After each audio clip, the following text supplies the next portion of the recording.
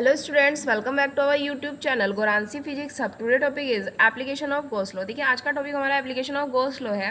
अब इसमें क्या है, electric field due to a charge spherical cell when point of observation is outside the spherical.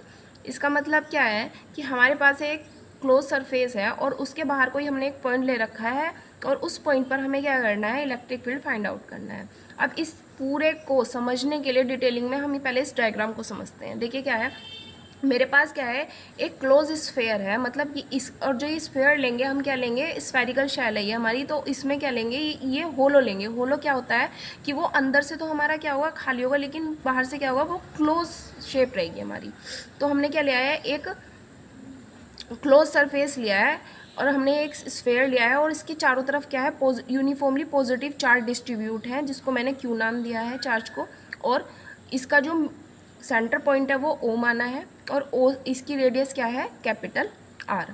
अब देखिए यहाँ पर इससे कुछ डिस्टेंस पर मैंने एक पॉइंट पी लिया है और उससे होते हुए मैंने एक गॉसियन सरफेस ड्रॉ की है। अब देखिए जो गॉसियन सरफेस होती है उसके लिए हम क्या करेंगे, वो क्लोज सरफेस ही लेंगे, ठीक है। क्योंकि जहाँ पर भी हम गॉसियन थ्योरम या गॉसियन लॉ अप्लाई करते हैं तो उसके लिए जब हम फिगर आउट करते हैं तो वो क्लोज लेते हैं।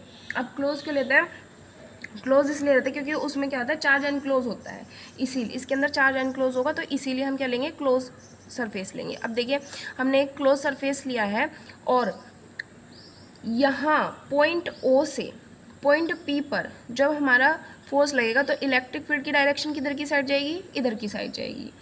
अब जो हमारा यूनिट एरिया वेक्टर रहेगा तो वो क्या माना है मैंने, यहाँ पे एन कैप माना है। अब देखिए यूनिट एरिया वेक्टर का मतलब क्या होता है कि जो हम एरिया की डायरेक्शन को बताने के लिए वेक्टर लेते हैं वो क्या होता है, हमारा यूनिट एरिया वेक्टर होगा, उसको हम क्या करेंगे, एन कैप से डिनोट करते हैं। अब देखिए ये क्या है, दोनों एक ही डायरेक्शन में है ना, और क्या है, ये एक दूसरे के पैरेलल आएंगे, तो क्या हो गया, अगर ई और एन कैप क्या है, एक दूसरे के पैरेलल है, तो इनके बीच में जो एंगल बनेगा वो क्या हो जाएगा, हमारा जीरो हो जाएगा, मतलब theta is equal to zero. अब देखिए यहाँ पर हमने कि स्मॉल एरिया कंसीडर किया है जिसको मैंने नाम दिया है डी एस। अब देखिए अकॉर्डिंग टू गॉस लॉ, अब हम इसमें क्या करेंगे, गॉस लॉ अप्लाई करेंगे। देखिए electric flux is equal to कितना होता है, integration E into D S. According to Gauss law जो थ्योरम है हमारी, according to Gauss law theorem, electric flux is equal to Q upon epsilon naught होता है। अब देखिए इक्वेशन नंबर 1 और इक्वेशन नंबर 2 को हम क्या कर देंगे, इक्वल रख देंगे। मतलब क्या है, जो इनकी वैल्यूज़ हैं इलेक्ट्रिक फ्लक्स की वो क्या कर देंगे, हम एक दूसरे के इसके आमने सामने रख देंगे, इक्वल रख देंगे।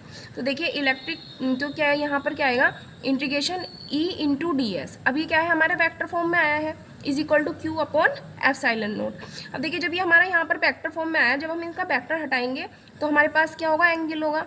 अब देखिए आपको पता है कि हॉरिजॉन्टली जब फॉर्म करेंगे, दोनों एक एक्सियल लाइन पे फॉर्म करेंगे तो क्या होगा, कॉस थीटा ही लेंगे, तो क्या होगा, E into D S cos theta. अब Q upon epsilon naught. अब आपको पता है कि क्या है, जो हमारे अभी मैंने यहाँ पर आपको बताया था कि जो हमारा इलेक्ट्रिक फील्ड है और ये हमारा वेक्टर एरिया है, क्या है, सेम डायरेक्शन में है और एक दूसरे के पैरेलल है, तो क्या हो जाएगा, थीटा हमारा यहाँ पर जीरो हो जाएगा। तो यहाँ पर जब हमारी थीटा की वैल्यू जीरो हो जाएगी तो हम इसकी थीटा की वैल्यू जीरो रखेंगे तो कोस जीरो क्या आता है, हमारा 1 होता है। तो ऐसे ही कोस जीरो की वैल्यू यहाँ पर 1 रखेंगे तो हमारी वैल्यू क्या जाएगी, integration E into D S is equal to Q upon epsilon naught. अब देखिए जब हम इसका इंटीग्रेशन करते हैं तो ई तो हमारा बाहर की साइड आ जाता है। अब इंटीग्रेशन डी एस, तो देखिए हम जब इसका इंटीग्रेशन करेंगे तो ये क्या होता है, हमारा वेक्टर, इसका क्या होगा, एरिया वेक्टर होगा। तो देखिए क्या होगा, स्फेरिकल सेल का एरिया कितना होता है, 4 पाई आर स्क्वायर, तो इसका इंटीग्रेशन करेंगे तो 4 पाई आर स्क्वायर जाएगा और इज इक्वल टू में तो हमारा Q upon epsilon naught as it is ऐसा ही रहेगा। तो जो डी एस की वैल्यू थी हमारी कितनी आएगी, 4 पाई आर स्क्वायर, जो हमने यहाँ पर रख दी है। अब देखिए नेक्स्ट लाइन में देखिए E is equal to Q upon epsilon naught, और जो ये 4 पाई आर स्क्वायर आया है तो ये क्या आ जाएगा, हमारा नीचे की साइड आ जाएगा, तो हमारी वैल्यू क्या बन जाएगी, Q upon epsilon naught 1 upon 4 pi R square. तो जो हमारी इलेक्ट्रिक फील्ड की वैल्यू बनेगी वो क्या बनेगी, देखिए हमने यहाँ पर वैल्यू उसको सेपरेट कर दिया है, Q upon R square into 1 upon 4 pi epsilon naught. अब देखिए हम इसको सही से करके लिख देंगे, E is equal to 1 upon 4 pi epsilon naught Q upon R square. और यही क्या है, हमारी आउटसाइड के लिए जो हमारा पॉइंट था, पॉइंट पी, इस पर जो इलेक्ट्रिक फील्ड हमें फाइंड आउट करना था वही क्या है, हमारी ये वैल्यू है, E is equal to 1 upon 4 pi epsilon naught Q upon R square. अगर आपको वीडियो अच्छी लगे तो लाइक, शेयर एंड सब्सक्राइब कीजिए। Thank you.